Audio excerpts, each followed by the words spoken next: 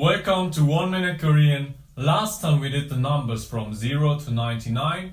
This time we will learn how to use these numbers correctly, okay? So you remember 1 was hana, 2 was 둘, 3 was 셋, and number 4 was 넷. Now you see I crossed out the last letter. So 1 is han, 2 is 두, 3 is 세, and 4 is 네. When we use it for counting, let's say I'm 1 years old. It is not 한나살, it is 한살, okay? We cross out the A, 한살.